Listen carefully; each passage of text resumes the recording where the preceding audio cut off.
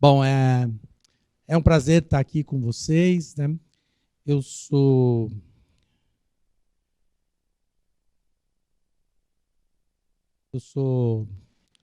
formado em Ciências Biológicas, modalidade médica, pela Escola Paulista de Medicina, onde eu fiz o mestrado, o doutorado em farmacologia de produtos naturais e fiz a livre docência na Unicamp também em farmacologia. Então, nessas últimas décadas, né, eu me dediquei à pesquisa de produtos naturais, especialmente os que vêm de plantas, né? Eu estou muito feliz aqui para falar um pouquinho dessa planta, né? Porque quando a gente avalia a história dos medicamentos, aqueles medicamentos que tiverem origem de plantas medicinais, nós vamos verificar que a grande maioria, a imensa maioria, mais de 90%, tiveram o início com uma informação etnofarmacológica, uma informação indígena, né? Então, os indígenas, tanto os americanos, os africanos, eles têm um papel fundamental no desenvolvimento de medicamentos que vêm de plantas, né? Então, hoje eu estou especialmente feliz por falar dessa planta, né? Essa planta é uma planta muito antiga, né, de uso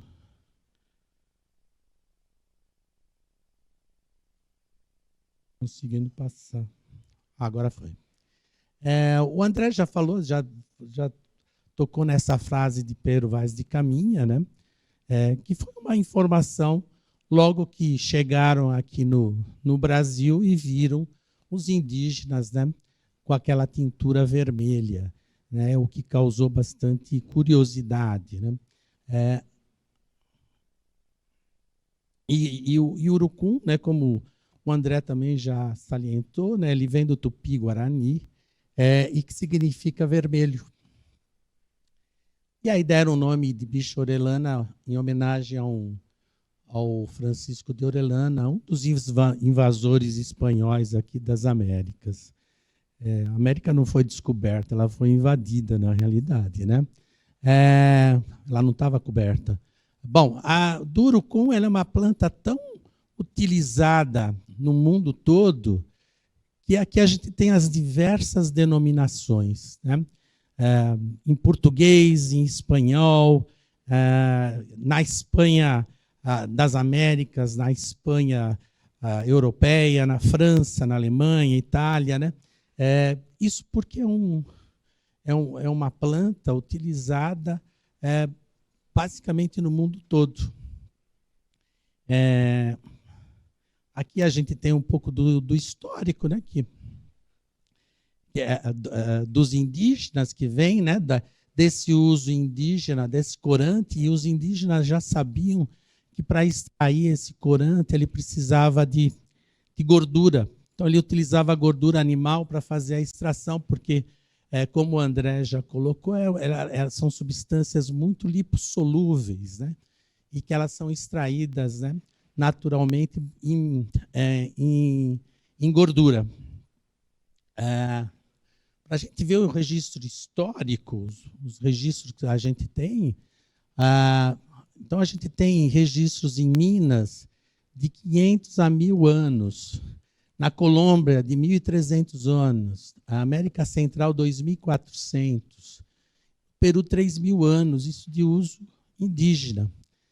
Na ilha de Saba, que é uma colônia holandesa nas Antilhas, já tem registros de uso do urucum de 3.600 anos. Então, é uma planta milenar, de uso milenar, né? E os usos mais tradicionais são para corantes. São para corantes. E hoje a gente vai falar de segurança de uso. E o urucum já foi muito estudado em termos de segurança, estudos de segurança, estudos de toxicológicos, para ser empregado como corante. Então, para ele fazer parte, né, de bebidas, panificação, laticínios, embutidos, cosmético, tintas, protetor solar, ele teve já que passar por uma série de estudos pré-clínicos de toxicidade.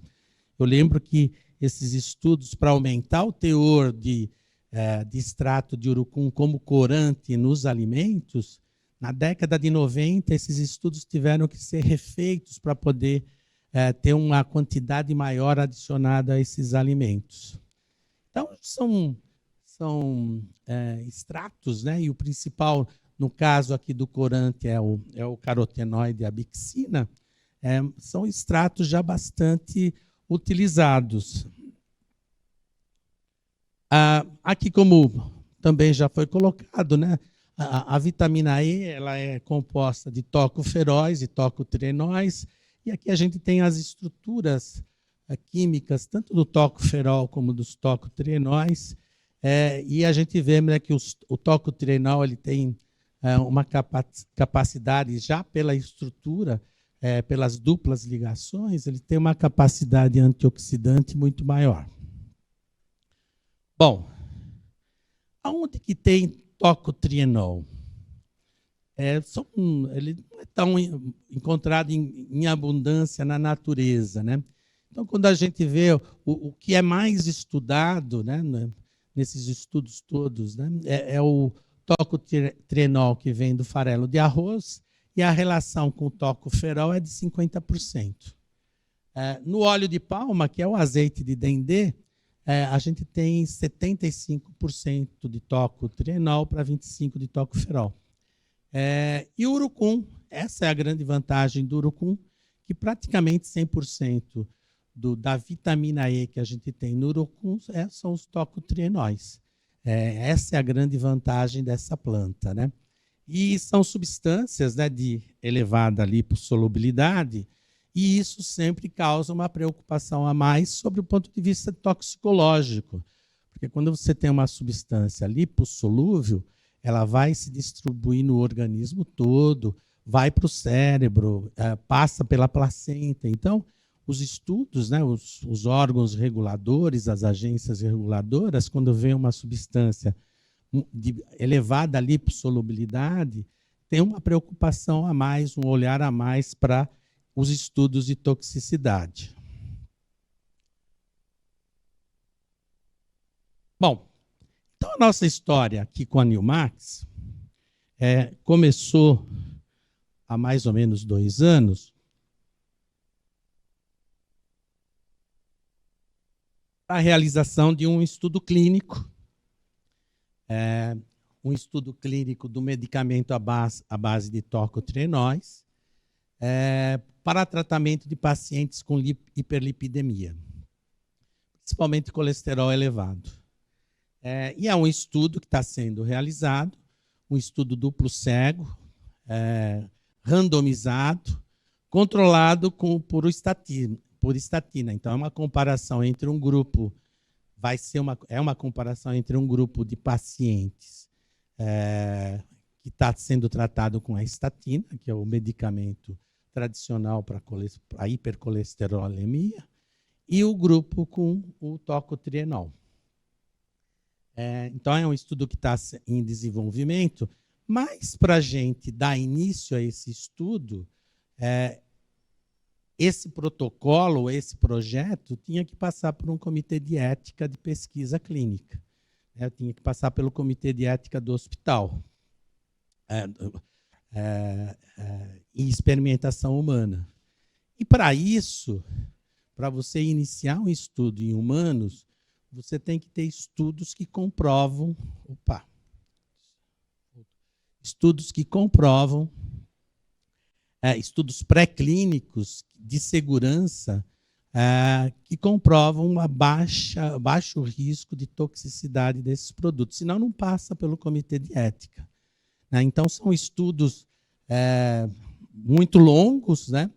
E que, se a gente fosse realizar esse estudo para estudar esse produto, a gente ainda estava com os animais.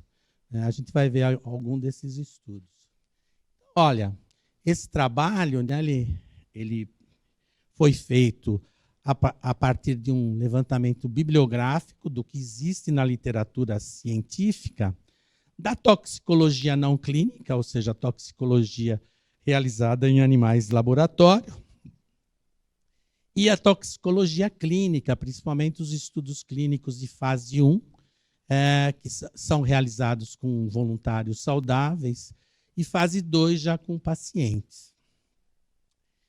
Então, esses estudos de fase 1 e fase 2, eles são sempre complementares aos estudos que são feitos com os animais, quando é possível, né? Então, no caso do tocotrienol, a gente tem essa característica de ter encontrado estudos que foram feitos com animais de laboratório e já estudos de fase clínica 1 e 2. A grande dificuldade é que a maioria desses estudos foram realizados com tocotrienóis obtidos de outras fontes. No caso, foi o óleo de palma. Mas, felizmente, são substâncias com o mesmo tipo de estrutura química, né? E o Comitê de Ética aceitou os estudos feitos com tocotrienóis de outras fontes, né? Isso é bastante razoável, né? Bom, a gente faz o desenvolvimento de um novo medicamento, a gente tem várias etapas, né? E ela começa com os estudos farmacológicos, com células, com modelos experimentais, utilizando o animal de laboratório, para ver se aquilo realmente tem algum sentido, se aquela ideia realmente funciona, né? Então, esses estudos iniciais com animais, a gente caracteriza a atividade e o mecanismo de ação. Depois disso, vem a parte de formulação farmacêutica, que também, dependendo do produto, é uma fase bastante complexa, né? Até você conseguir um produto estável, né? E que pode ser administrado tranquilamente para um paciente. E aí vem a fase de toxicologia pré-clínica, conhecida também hoje como não clínica, ou seja, toxicologia que não envolve os seres humanos.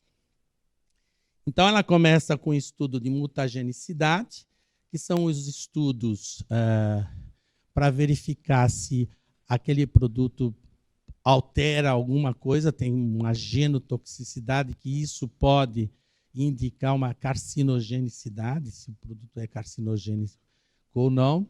Depois passa por um estudo de toxicidade aguda em animais de laboratório e toxicidade de doses repetidas. Aí são estudos onde os animais vão ser tratados por 90 a 180 dias diariamente. E sempre com duas espécies, uma roedora e uma não roedora. Vamos ver só um pouquinho como que isso é feito.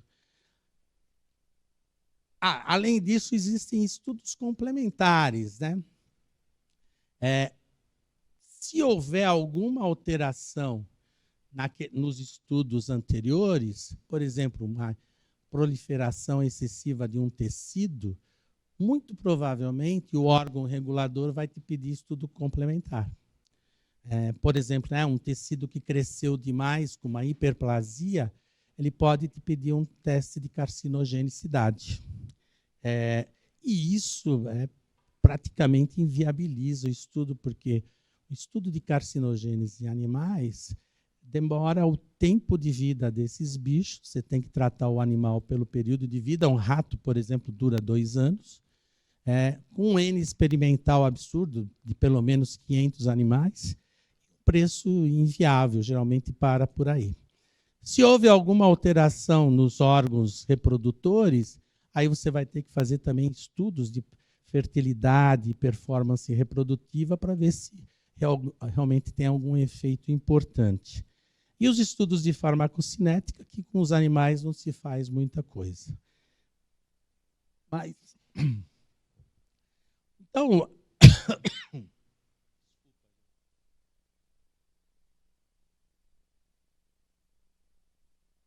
os estudos têm sempre que começar com de genotoxicidade. Porque a maioria são testes in vitro e que já vão determinar se você segue adiante ou não. Se o produto for genotóxico, mutagênico, o risco desse produto produzir câncer é muito grande. E se deu positivo, a hora que chegar na Anvisa ou qualquer órgão regulador para registro, ele vai falar, ó, você tem que fazer carcinogênese. E é aquilo que eu disse, é um estudo que vai levar anos, né, um preço exorbitante. As empresas já encerram por aí. Então, toda vez que a gente começa um estudo de toxicidade, esse é o primeiro teste, porque é um teste simples. Você faz in vitro, não demora muito tempo. Se deu negativo, mutagênese negativa, ótimo, aí você vai para frente.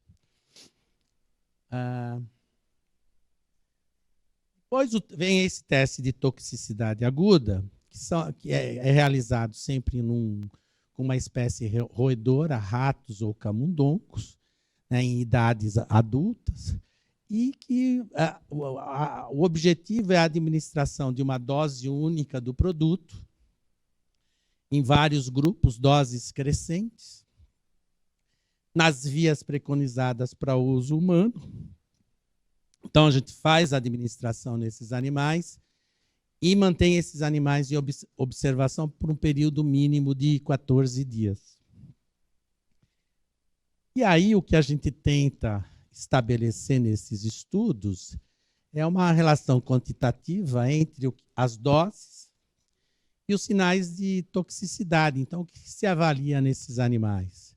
Alteração de peso e consumo de alimentos, alterações comportamentais, bioquímicas, a gente retira o sangue desses animais e faz uma série de testes bioquímicos, alterações hematológicas, histopatológicas, o índice de letalidade, quando você chega numa dose letal, nem sempre você chega numa dose letal, e o modo como esses animais morrem, a reversibilidade desses efeitos adversos, se existe ou não reversibilidade, e principalmente esse estudo vai determinar as doses que serão utilizadas nos estudos mais importantes, que são os estudos crônicos, né, de toxicidade de doses repetidas. Esse estudo de toxicidade de dose repetida são 3 níveis de dose, espaçadas geometricamente. A menor dose é a dose que tem um efeito terapêutico, já visto nos experimentos anteriores. A maior dose é a dose que produziu um efeito detectável no estudo de toxicidade aguda. E a dose intermediária, que é uma média geométrica entre as duas. Então, isso é muito importante, a determinação dessas doses, porque esses animais vão ser tratados por um período de 90 a 180 dias. Então, se você escolhe uma dose muito tóxica, que começa a produzir morte dos animais, você vai perder esse experimento, você pode perder esse experimento, né? Então, o que acontece? Então, os animais são divididos em vários grupos, 3 grupos que receberão o produto, 10 machos e 10 fêmeas por grupo, mais os grupos controles, de tal forma que um estudo desse, você utiliza mais ou menos 120 animais. Você tem que tratar todo dia esses animais. Os protocolos são protocolos internacionais, eles falam tratamento diário, 7 dias por semana. Então, não tem sábado, domingo, não tem Natal. Eu já passei Natal no laboratório, porque é a norma. Se você não seguir a norma, o seu estudo pode ser inviabilizado, pode ser descartado. Bom, o que acontece? Então, esse estudo você inicia e vai observando o que acontece com os animais. Alteração comportamental, esses animais são avaliados quase que diariamente. Alteração de peso e consumo de alimentos. Aqui é muito interessante porque rato, camundongo, eles estão sempre ganhando peso. Se você disser para mim assim, olha, eu estou com um rato macho de 500 gramas, eu vou falar para você, olha, ele deve ter 6 meses. Então, eles vão ganhando peso sempre. Se num estudo desse ele para de ganhar peso, já é um efeito tóxico. Se ele começa a perder, então, já é um efeito muito importante. Então, esses animais são pesados quase que diariamente. No final do experimento, né, esses animais vão ter o sangue retirado para a gente fazer todo o perfil bioquímico e hematológico. A urina também é avaliada. E a gente retira pelo menos 20 órgãos de cada animal para fazer isto patológico. Então, soma isso 20 vezes 120 para ver a dimensão do estudo. Complexo, né? Um estudo que a gente faz, às vezes a empresa chega para, então nós vamos fazer de 90 dias, daqui 90 dias está tudo pronto? Não, 90 dias é só o tratamento. Para analisar todos esses órgãos, cada animal dá mais ou menos 60 informações, cada animal dá mais ou menos 60 informações que você tem que avaliar uma por uma. Então, um estudo de 90 dias, se der tudo certo, se você tiver bastante dinheiro para pagar todos os testes, gente para fazer, vai ser pelo menos de 90 a 180 dias para se ter uma análise completa. Então, são estudos, né, que demandam muito trabalho, muito tempo, são estudos caros, é um estudo muito caro para custear tudo isso. A maioria dos reagentes que a gente tem que utilizar são reagentes importados, a preço de dólar, né? Então vocês sabem como que é a coisa. Né? De tal forma que o nosso trabalho foi fazer com que nós não tivéssemos que passar por essas fases. Senão, como eu disse no início, a gente ainda estava nela. Bom, esses estudos ainda, a complicação é que são duas espécies de mamíferos. Uma não roedora. E essa não roedora é uma complicação. Aqui no Brasil a gente não faz, mas fora do Brasil são cães, geralmente beagle. Hoje estão usando mini pig. E aí tem uma complicação enorme sob o ponto de vista ético, enfim. Né? São 10 machos e 10 fêmeas quando é roedor e 4 machos e 4 fêmeas quando é não roedor. São sempre adultos jovens e a via de administração é a via que vai ser preconizada para o uso em humanos.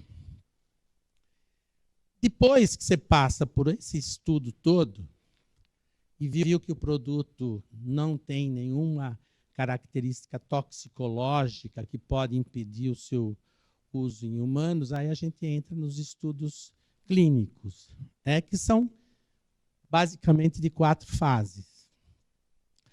A fase 1, ela é feita com um grupo reduzido de voluntários saudáveis. Então, são pessoas que vão receber. E o objetivo principal desse estudo é verificar se os efeitos adversos que a gente observou nos animais se reproduzem no humano e se aparecem efeitos adversos em humanos que nós não observamos nos animais. Essa transposição de estudos de animais para o ser humano, geralmente usando as duas espécies, a roedora e a não roedora, um mamífero mais próximo do humano, dá 70%, mais ou menos. 30% você não consegue ver. Quais são esses efeitos? Dor de cabeça. O rato não fala para você se ele está com dor de cabeça. Perda de libido, também não tem como. Reações dermatológicas, né? Porque há uma diferença muito grande. Né? Tontura, náusea, vômito. Rato, por exemplo, não vomita. Você pode ter uma droga extremamente emética, você passa por tudo, quando você dá no humano, ele vai passar mal. Então, essa fase 1 ela é bem importante para isso. Na fase 2, quer dizer, nas 4 fases do estudo clínico, vai se anotando os efeitos adversos que vão aparecendo, porque você vai aumentando o número de pessoas que estão sendo tratadas com aquele produto. Então, na fase 2, ela é realizada com um grupo reduzido de pacientes já para aquela patologia. E aí você compara como é o que a gente está fazendo com uma outra droga padrão, com outro medicamento padrão. Passou pela fase 2, a fase 3 é a mais complexa, né? Porque aí você vai avaliar o produto em milhares de pacientes. Então, é um estudo multicêntrico, é um estudo de custo bastante elevado. Depois que o produto já está no mercado, vem a fase 4. E depois que o produto já, como todos os que estão no mercado hoje, a gente tem a fase de farmacovigilância.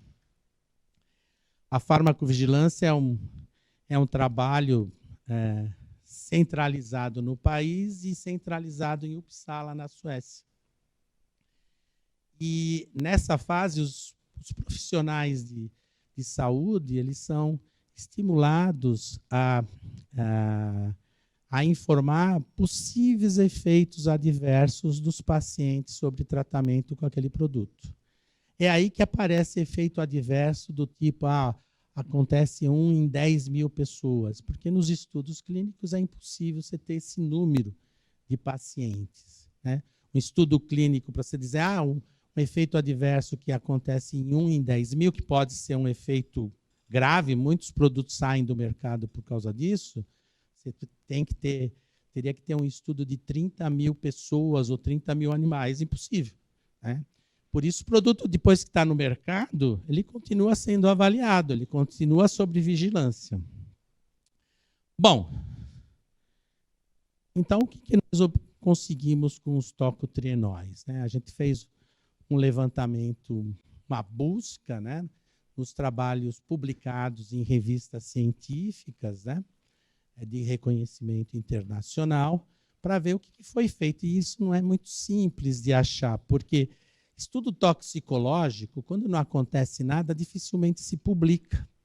Então, a empresa que está desenvolvendo, ela vai usar isso para o registro, né, ou para conseguir a autorização de estudos clínicos. Mas a gente conseguiu garimpar um pouco aí, conseguir alguns resultados que foram importantes para a gente conseguir a aprovação pelo Comitê de Ética. Então, olha, mutagenicidade, os estudos que foram realizados com os tocotrienóis, deu mutagenicidade negativa, que isso é um resultado importante. E aí a gente tem vários estudos com os tocotrienóis. Um deles com extrato a 70%, de toxicidade oral por 13 semanas. Isso já dá o quê? 3 meses, mais ou menos. Um pouco mais do que 3 meses. E eles foram adicionados na ração dos animais. Então, a gente tem aí diferença de concentrações na ração dos machos e na dieta das fêmeas. E aí, então, esses animais são avaliados por esse período todo. E aí, uma das coisas que os órgãos de vigilância exigem qual é o NOAEL. O NOAEL é o nível de eventos adversos não observado, a dose onde não se observou efeito adverso. Uma dose de segurança. Então, para os machos, esse nível foi de 1,9 gramas por quilo na dieta, que dá mais ou menos 120 miligramas por quilo por dia. Na fêmea foi um pouquinho mais, 130 miligramas por quilo por dia. E no grupo de maior dose, então na maior concentração, então viram alguns efeitos, né, com aumento do peso do fígado, adrenal, aumento de peso de ovário e de útero nas fêmeas. Isso é comum, principalmente quando você usa dose muito elevada, né? Bom, um outro estudo crônico, já de 52 semanas, praticamente 1 ano de estudos, esses animais foram tratados, também adicionados na dieta, e só se observou toxicidade na dieta com a concentração mais elevada, toxicidade hepática. E isso é bastante comum, porque quando a gente ingere qualquer coisa por via oral, o primeiro órgão para onde esses produtos vão, depois de passarem pelo intestino, serem absorvidos, é para o fígado. Então, o fígado é um órgão de choque. Por isso, muita coisa tem toxicidade hepática. É porque ele é o primeiro órgão que recebe aqueles produtos todos. E o NOAEL, o nível de segurança, foi de 303 miligramas por dia e 472 miligramas por quilo por dia. Aqui, o que acontece? As agências todas vão aplicar um fator de segurança. E esse fator de segurança geralmente divide por 10 ou por 100. Isso depende da agência. Normalmente, se não teve estudo em humanos, eles dividem por 100. O que quer dizer isso? Quando você for para um estudo em humano, o nível de dose vai ser de 3 miligramas por quilo por dia, o máximo que você pode dar. Então, quanto maior a dose que você conseguir nos animais, maior a dose que você vai administrar nos humanos. Bom, o que mais? Aí vem para os estudos clínicos, esses estudos geralmente de fase 1. Então, nós observamos, e o que nós fomos ver nesses estudos? O que aconteceu de efeito adverso? Era isso que interessava para a gente. Então, foram estudos que variaram de doses de 50 a 400 miligramas por dia, o que equivalia até uma dose de quase 7 miligramas por quilo por dia, que já é bastante, pelos dados de NOAEL anteriores. E os períodos foram de 2 semanas a 18 meses. O estudo com a dose maior foi de 56 dias. Isso já tudo em humanos. E esses estudos todos não revelaram nenhum efeito adverso significativo. Então, já é um dado que acrescenta bastante aquilo que foi estudado nos animais. Bom, ainda nos estudos clínicos de fase 1, existe um estudo clínico duplo cego, controlado por placebo, em 108 voluntários saudáveis. E o grupo de tocotrienóis foi de 400 miligramas por 2 meses. E o outro grupo de controle foi um grupo que recebeu placebo. E o que se observou nesse estudo foi que a suplementação com os tocotrienóis aumentou significativamente o nível plasmático de vitamina E, que é um dado bastante significativo. E, mais importante, sem efeitos adversos. Isso dá uma segurança maior para estudos clínicos e para o uso terapêutico dessas substâncias. E aí a gente tem mais estudos, com voluntários saudáveis que em doses de 80, 160 e 320 miligramas por dia, também sem efeitos adversos. Um outro estudo de 8 semanas, também com 250 por dia. E um outro grupo com pacientes saudáveis, mas já com uma idade mais avançada, que também é muito importante se fazer.